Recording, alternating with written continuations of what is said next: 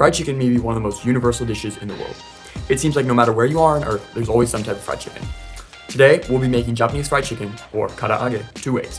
First, the traditional deep fried version, and then an air fried version. In the end, we're gonna stack them up against each other and see how they compare in side-by-side comparison. Alright, let's go. For the chicken, make sure that you use boneless skin on chicken thighs.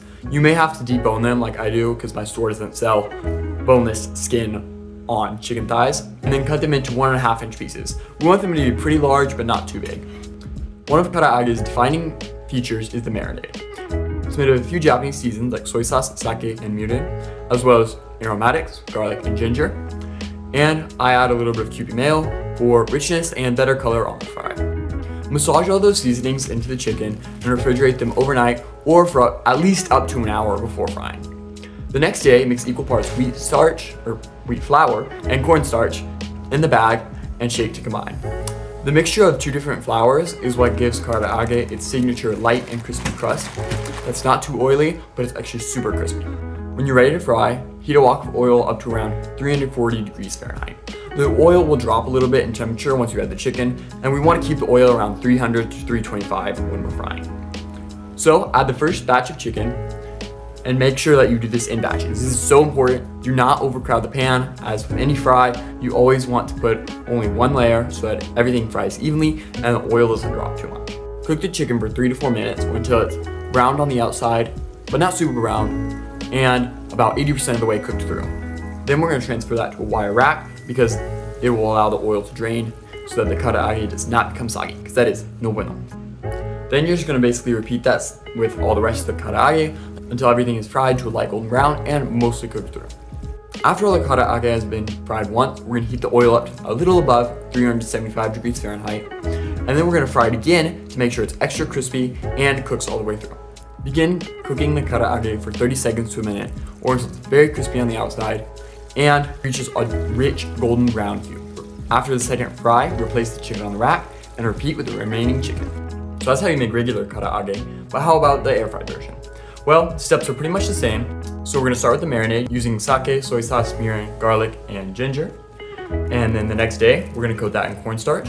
But this time, instead of using a wok and filling it with oil, we're gonna be using the air fryer.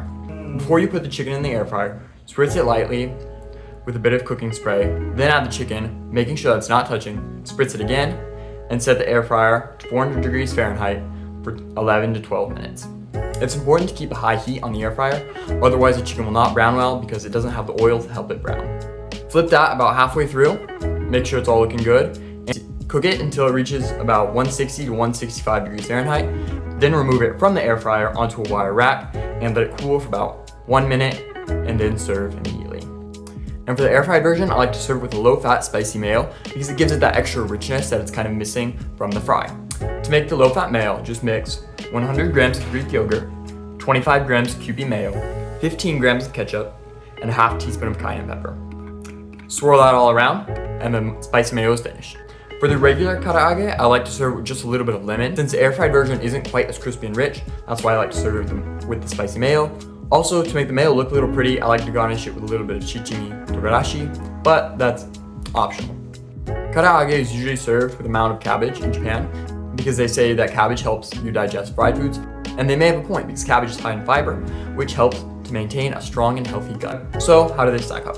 This is the first time I've tried them side by side, and I gotta say, the air fried version is not that far from the original. The main drawbacks of the air fried version is that the skin does not crisp up as well, and it's just not as brown as the other one. But for an air fried recipe, it was delicious, and the spicy mayo does help to give back some of that richness without being too heavy.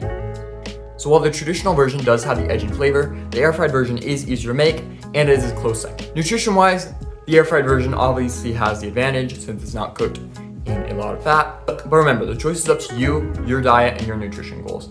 Nutrition is more about balance than restriction, so just remember to enjoy delicious treats like karaage in moderation, and we'll all be happy. You can find both recipes on my blog, cubiacooks.com, as well as more traditional and reimagined Asian dishes, especially Japanese. So check it out, stay happy, stay healthy, and don't forget, Jesus loves you.